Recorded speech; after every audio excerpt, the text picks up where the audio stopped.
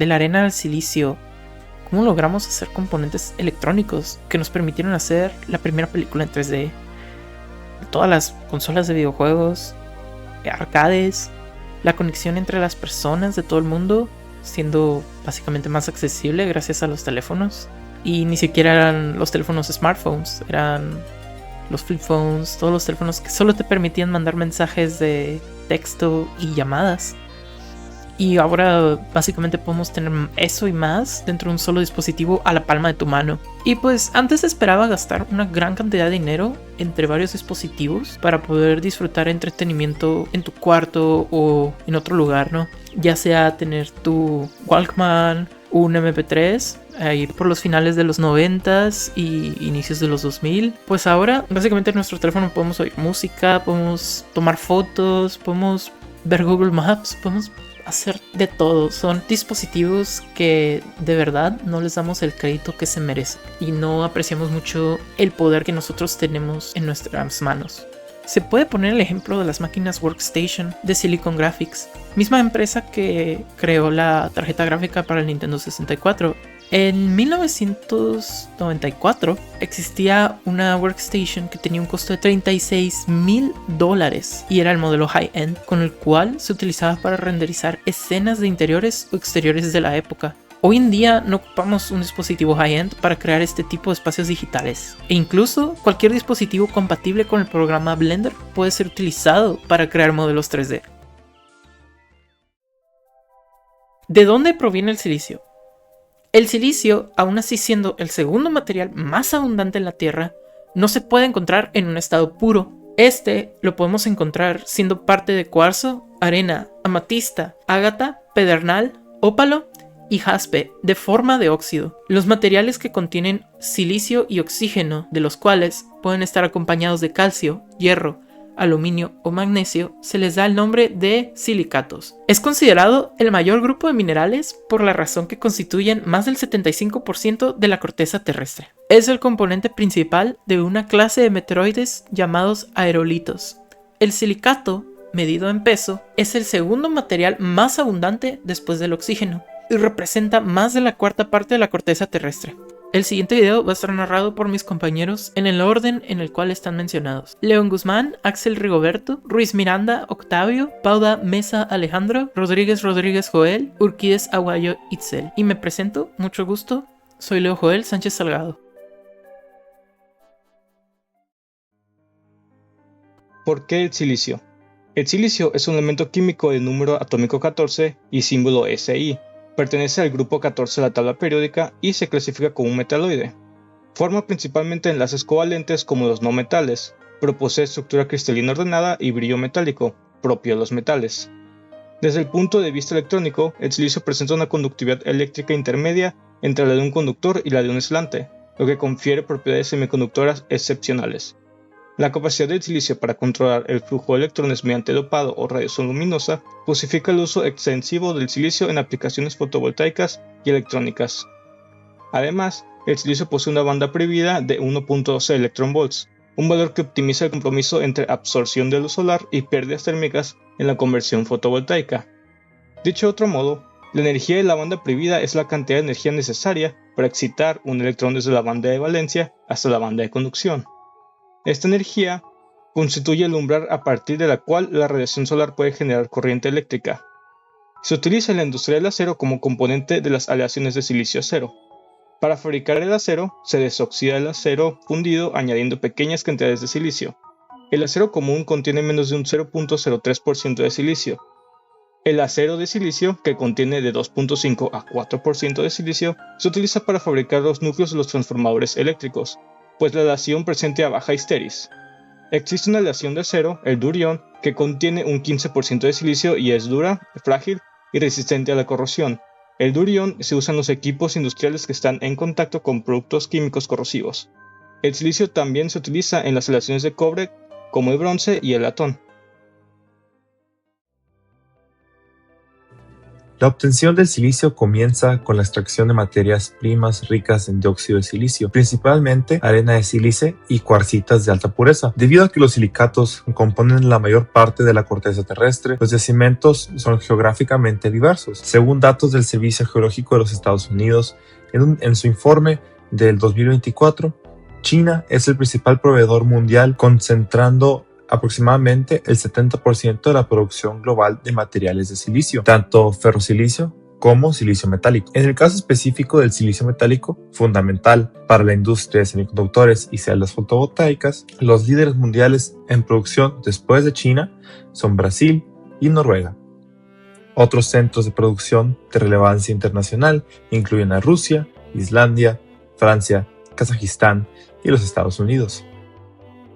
Debido a esta dependencia de pocos proveedores y a su importancia crítica en la fabricación de microchips y tecnologías de energía limpia, el silicio ha sido catalogado oficialmente como un mineral crítico o materia prima estratégica en regiones como la Unión Europea y Canadá. ¿Qué procesos existen? Principalmente sería la obtención de los diferentes grados del silicio, que sería el grado metalúrgico, con respecto a ese sería el grado electrónico y por último la diferencia entre el policristalino y el monocristalino. El método Czochralski consta de introducir silicio policristalino dentro de un crisol y mediante una semilla de silicio monocristalina ir creciendo un lingote, cual vamos a ir rotando y contrariamente vamos a rotar el crisol para mantener la uniformidad de la temperatura. El único detalle con este método es que al estar el silicio hirviendo dentro de una olla de cuarzo, que sería el crisol, pues pequeñas cantidades de oxígeno desprenden de las paredes del crisol y se quedan adheridos en el cristal. El método de Flotsam, en contraste con el método Czochralski, no necesita un crisol. Este, como su nombre lo indica, se encuentra suspendido en el aire, que cuenta con un anillo, que sería una bobina de radiofrecuencia que genera calor, y este pues va derritiendo el lingote de silicio policristalino y lo va convirtiendo en un lingote de silicio monocristalino. Su única desventaja con este sería que solo puede generar lingotes de menor diámetro que lo que sería con el del método Czochralski. En el lado de las impurezas, estas tienden a mantenerse en el estado líquido, por lo que cada vez que se van derritiendo parte del lingote y va generando nueva parte del lingote, van subiendo y únicamente se recortan y se desechan.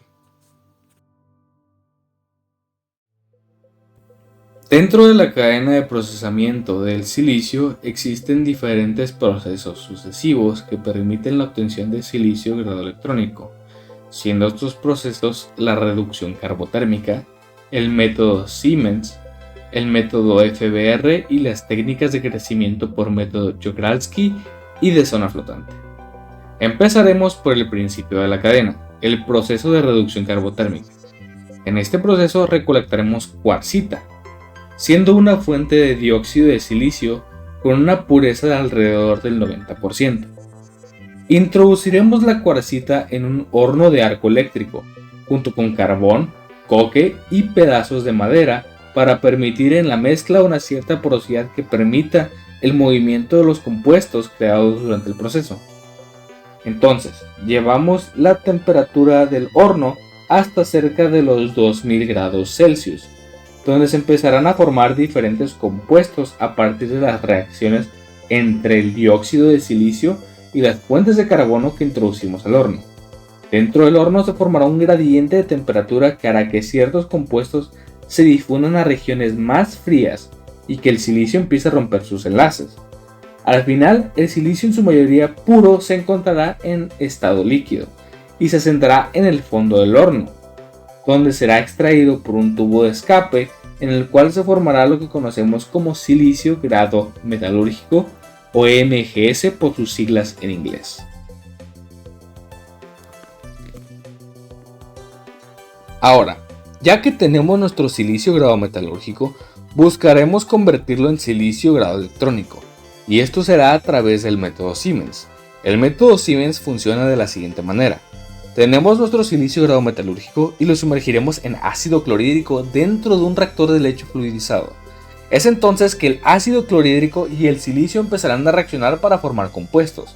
El compuesto que principalmente queremos formar es triclorosilano, que cuenta con un átomo de hidrógeno, uno de silicio y 3 de cloro. La reacción para formar este compuesto es altamente exotérmica, es decir, libera bastante calor, lo cual nos exige un control de temperatura y una eliminación eficiente del calor para asegurar una efectividad máxima en la producción de dicho compuesto.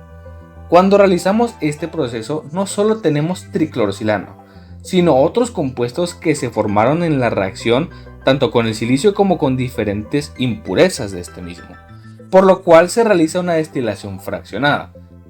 Ahora, para obtener nuestro lingote de silicio grado electrónico, vamos a transportar el triclorosilano en forma de gas una vez que éste haya pasado por un proceso de purificación.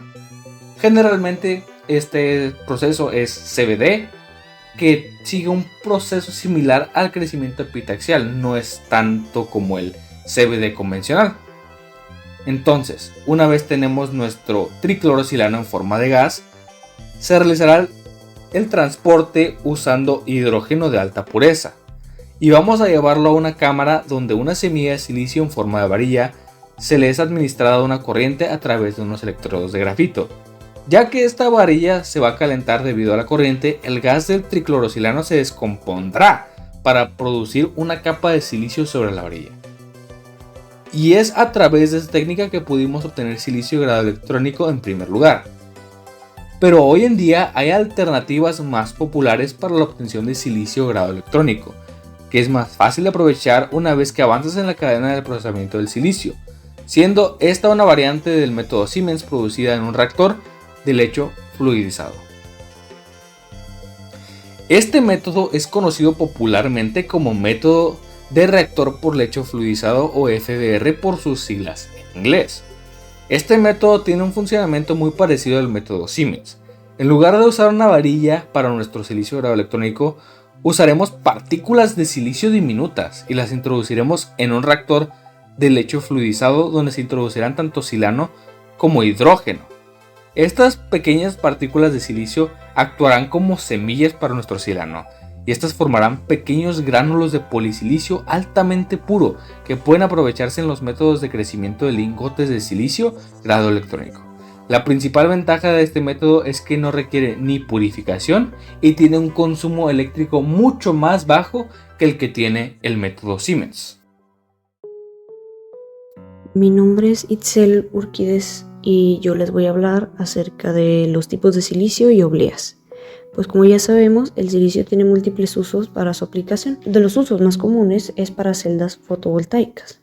Para estas se puede utilizar silicio u otro material semiconductor que sea monocristalino, multicristalino, policristalino o amorfo. La diferencia de cada material es el grado que el material semiconductor puede clasificarse como tal según el tamaño que compone el material. En el ámbito industrial, el silicio se clasifica por los siguientes 3 grados principales, el cual primeramente tenemos el silicio metalúrgico, que tiene una pureza de 98 a 99%. Después seguimos con el silicio grado solar, que tiene una pureza entre 99.999% y 99.9999%. Como último tenemos el silicio de grado electrónico, el cual es el que más se acerca a una pureza del 100%, ya que cuenta con una pureza igual o superior a 99.99999%. Estas diferencias de pureza se obtienen mediante procesos sucesivos de refinado y purificación. Estos procesos eliminan elementos como el hierro, aluminio, boro o fósforo, cuya presencia altera las propiedades semiconductoras del material. En cuanto a los tipos de oblea, contamos primeramente con las obleas monocristalinas, donde es un silicio de alta pureza con una estructura cristalina continua. Ofrecen el mejor rendimiento y eficiencia ideales para microchips y células solares de alta gama. Después seguimos con las obleas policristalinas, compuestas por múltiples cristales pequeños, son más económicas de producir, son utilizadas comúnmente para paneles solares estándar. En este caso, estos dos tipos de obleas son según su estructura cristalina. Después también se pueden llegar a dividir por el proceso de fabricación o la superficie. Primero tenemos las obleas pulidas, que son obleas estándar pulidas para lograr una superficie espejo, ideales para la mayoría de procesos CMOS. Después seguimos con las obleas epitaxiales. Tiene una capa fina de silicio de alta pureza que se deposita sobre la oblea base, mejorando las propiedades eléctricas para dispositivos avanzados. Y luego tenemos el silicio sobreaislante, que utilizan una capa de óxido entre capas de silicio para reducir la capacitancia parásita, lo que aumenta la velocidad y reduce el consumo de energía. Después tenemos las obleas pulidas por ambas caras, necesarias cuando se requiere un procesamiento o alineación por ambos lados de la oblea. En conclusión, el silicio representa el pilar fundamental de la civilización tecnológica actual, actuando como el puente entre la abundancia natural de la corteza terrestre y la precisión extrema de la microelectrónica. Debido a esto, el silicio ha dejado de ser una simple componente de la arena para convertirse en una materia prima estratégica y crítica, cuya manipulación a nivel monocristalino es la que sostiene tanto la infraestructura energética global como el avance de la era digital. También se debe de apreciar que el silicio ha sido un gran avance para la humanidad, permitiéndonos llegar a la luna e incluso tener simulaciones de eventos plausibles o imposibles que pudieran suceder, así como entretenimiento desde la palma de nuestras manos hasta dentro del hogar. La arena es especial para la humanidad y no solo nos permite avanzar, sino también nos permite crear un mejor futuro para esta tierra. Muchas gracias por su atención. Esperamos que les haya gustado el video. Muchas gracias.